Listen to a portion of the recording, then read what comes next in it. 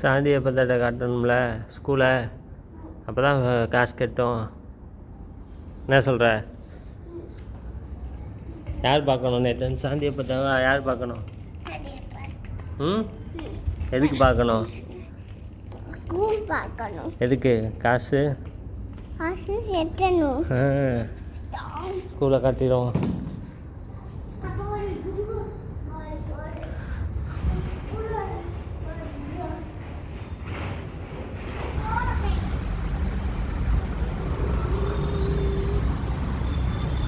எத்து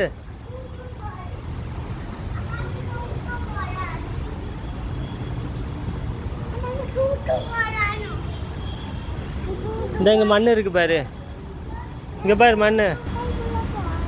போகலாம்.